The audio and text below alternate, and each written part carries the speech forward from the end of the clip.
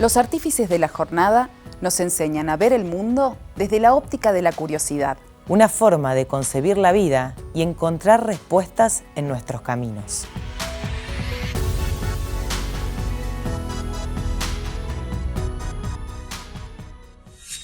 La vida es una fuente de salud, pero esa energía surge solo donde concentramos nuestra atención.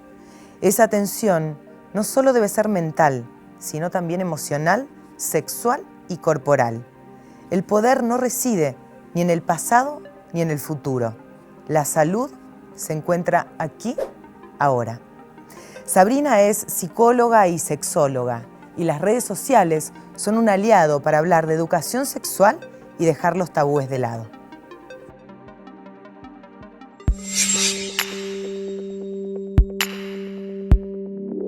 Bueno, Sabrina, gracias por venir, gracias por estar acá. Bueno, contame, psicóloga a los 20 y pico de años te recibiste. Sí. ¿Y después se te dio por la sexología, se dice? Sí, he llegado en realidad a la sexología en un momento de terapia. Mi terapeuta en ese momento es psicóloga gestáltica y sexóloga, y a mí me encantaba toda su impronta, la forma de encarar que tenía. Y ha empezado ella a hacer la formación en Tucumán, porque no había para estos lados. Ajá. Estaba solamente en La Plata, creo, o en Rosario.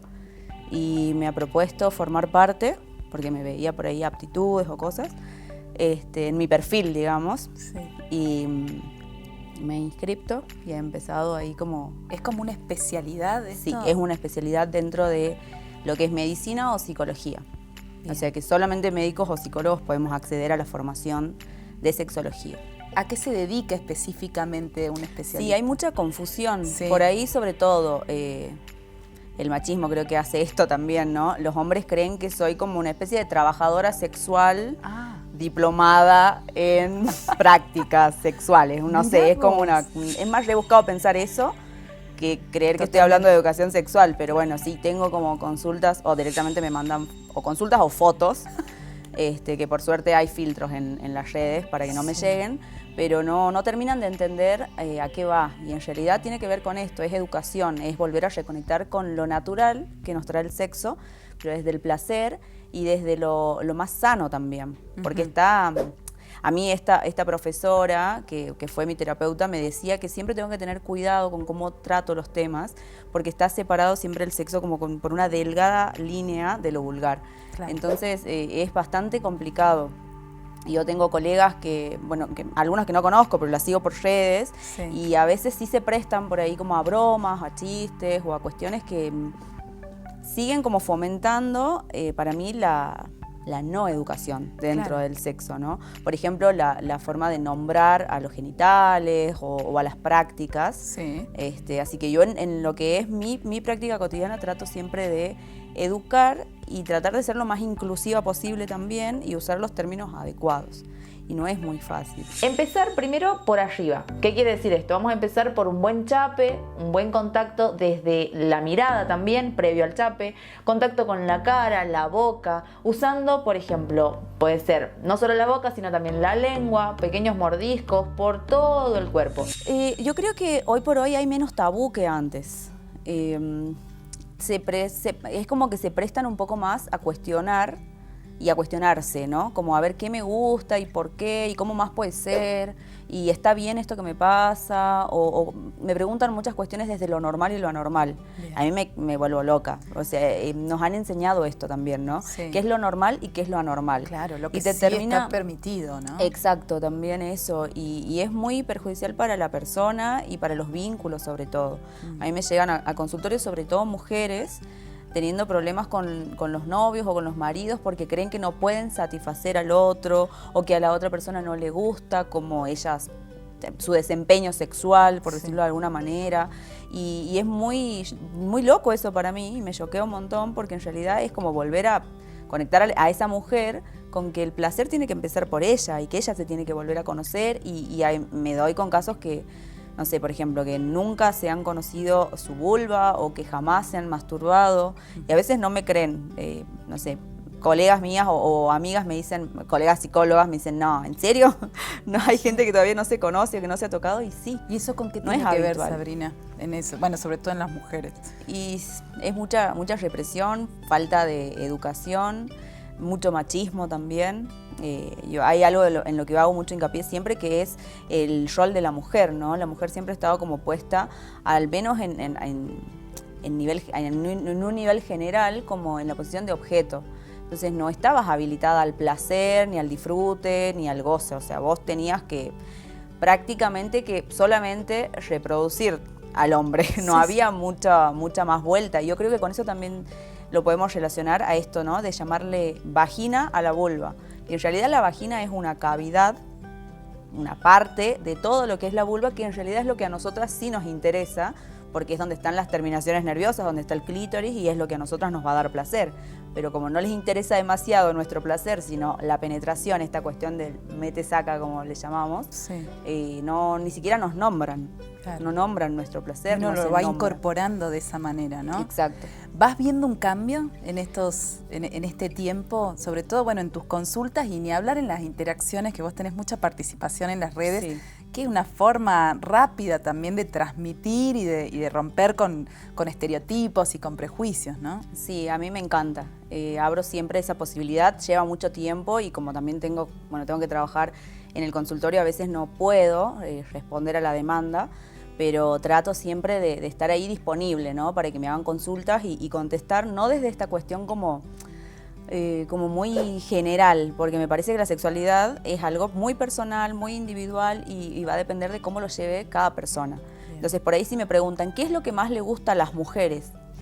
Claro. Y la verdad que no lo sé. O sea, Claro. tendría que mentirte, o para venderte como una especie de producto te podría decir como 3 o 4 tips. Claro. Pero para mí el más básico siempre va a ser, a la mujer le va a gustar que le preguntes qué le gusta. Como les he mencionado en el video anterior, primero vamos a tener en cuenta que no solamente somos genitales, sino que somos un cuerpo completo. ¿Esto qué quiere decir? Si bien vamos con la iniciativa de tener un buen sexo oral, vamos a empezar por estimular todo el resto del cuerpo de acuerdo a lo que nosotros nos imaginemos. ¿Qué tan importante es hablarlo con naturalidad, con los hijos, en la familia, en los ámbitos? Es que es eso, es natural, y hay que volver a conectar con eso, sacarle todo el prejuicio y el tabú que por ahí la iglesia, como para hablar en un término general, ha ido poniendo como un montón de pautas que no tienen que ver con lo natural en nosotros, y se han ido instaurando otras cosas como naturales, como por ejemplo la monogamia, que es un tema del que también yo hablo bastante, porque tiene mucho que ver con la frustración que hoy tienen tanto hombres como mujeres, o sea, el restringirse a un vínculo impuesto, ¿no? Bien.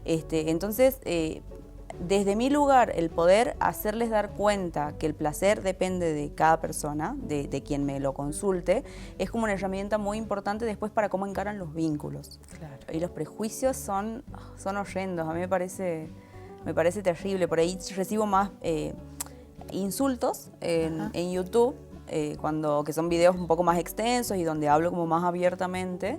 Y ahí sí doy, entre comillas, tips, porque tampoco me gusta esta cuestión así como De generalizar. de generalizar y tan puntual, pero sí explico mínimamente cómo pueden hacer para llegar a conseguir el placer, por ejemplo, a través de una práctica como el sexo oral o el sexo anal.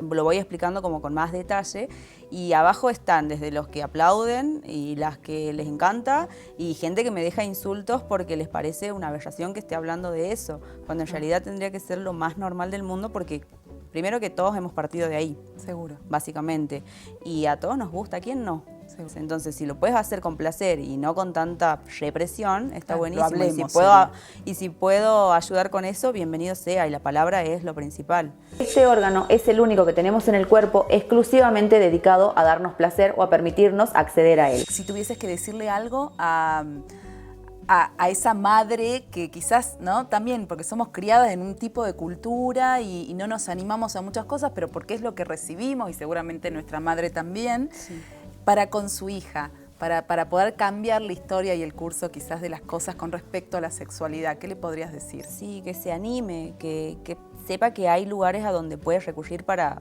tener información.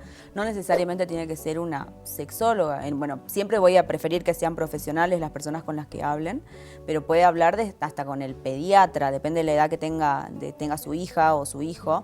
Puede hablar hasta con el médico y decirle, bueno, a ver, qué le puedo ir explicando, por lo menos desde los cambios biológicos que va a ir teniendo, ir como esta cuestión, ¿no? Como ir acomodándole en la palmera a la preadolescente o al adolescente y decirle qué le va a ir pasando, conectarse, por ejemplo, con la información que hay sobre el ciclo menstrual, no como nos lo venden, Sí. sino con lo natural, lo mágico y lo preciado que es para nosotras una vez que le encontramos como la vuelta, ¿no? El reconectar con el ciclo, por ejemplo, siguiendo los ciclos de la luna. Son cosas que por ahí algunos juzgan de brujería y en realidad no. Claro. Y está buenísimo que las chicas empiecen a conectar con eso desde lo natural, con el ciclo menstrual, por ejemplo, que es como desde el principio, como algo sagrado. Seguro. Y no esta cuestión, ¿no? Como que es un asco, que es sucio, que es feo. No, a través de un rechazo. A través del, claro, te van generando ese rechazo y no se dan cuenta que todo eso que le van transmitiendo a las niñas, el día de mañana les va a repercutir en su vida sexual.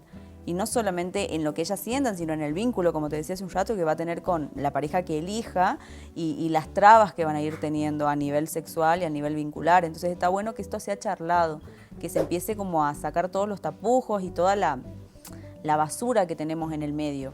Y por ahí uso mucho esta palabra con los padres, que es la empatía, ¿no? En poder ponerte en el lugar de tu hija o de tu hijo en ese momento, no Sí. hoy como papá o como mamá, sino vos a los 12, 13 años o a los 8, o depende de la edad que tenga, y decir cómo me sentía yo, qué estaba necesitando en ese momento, que me escuchen, que me abracen, que me hablen, que me miren, Sí, sí, no hacerme o que, sentir o, que, culpable o, que con me- o que vergüenza. salgan un poco de encima, porque hay de todo, ¿no? Sí. Que no me ahoguen, que me den mi espacio, ¿qué necesitaba? Y desde ese lugar poder plantear lo que sea y dar como la posibilidad también que el niño hable o la niña. Que hable y escucharlos y ver qué necesitan. No suponer nosotros que sabemos qué es lo que está necesitando. Porque información hay un montón y de hecho los adolescentes saben mucho más que nosotros cómo llegar a esa información por los medios, ¿no? Por los medios que tenemos hoy en día, como por ejemplo las redes sociales. Pero no hay educación y no hay quien encuadre de alguna forma esa información. Entonces yo, por ejemplo, a través de Instagram puedo dar mucha información, pero si no hay un papá o una mamá al lado que les esté diciendo qué es lo adecuado para su edad, o de hecho me llegan mensajes, por ejemplo, el otro día de un nene de 8 años en Instagram y no está bueno.